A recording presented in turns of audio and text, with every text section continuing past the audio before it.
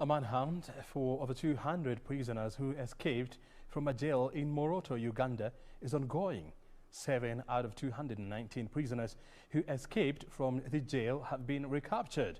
Security forces are still tracking others believed to have ran naked to the forest. The prison facility is built on the foothills of Mount Moroto on the edge of the town. 7 out of the 219 prisoners who escaped from a jail in northeast Uganda have been recaptured. Some of the fugitives reportedly took off their distinctive yellow prison uniforms and fled naked into the hills to avoid detection. The escapees are thought to be trying to use the mountain routes to cross the border into Kenya. The inmates killed a soldier after they broke out of the facility in Moroto and made away with 15 guns and ammunition. An army spokesperson said 2 inmates on the run had also been killed. And the head of Libya's internationally recognized government in Tripoli, Prime Minister Fayez al-Sarraj, has announced his intention to step down.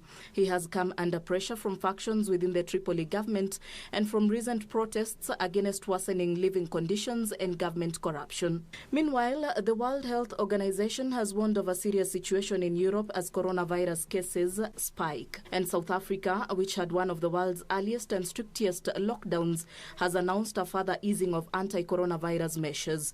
This is even as New Zealand announces its deepest recession in decades. This follows its strict measures in response to COVID-19 pandemic, which were widely praised. The country's GDP shrank by 12.2%, but the government hopes its pandemic response will lead to a quick recovery. There has been nearly 30 million confirmed cases of COVID-19 in the world, as well as 939,000 deaths, according to data from the Johns Hopkins University. Elsewhere, traces of the nerve agent allegedly used to poison Russian politician Alexei Navalny has been found. The agent was found on a bottle in the hotel room where he stayed before falling ill. The Russian opposition leader collapsed on a flight in Siberia in August.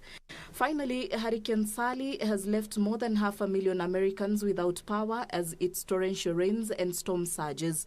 Sally weakened after it made a landfall as a Category 2 hurricane on Wednesday, but the slow-moving storm continues to batter Florida and Alabama. 1 person was killed and hundreds were rescued from the flooded areas.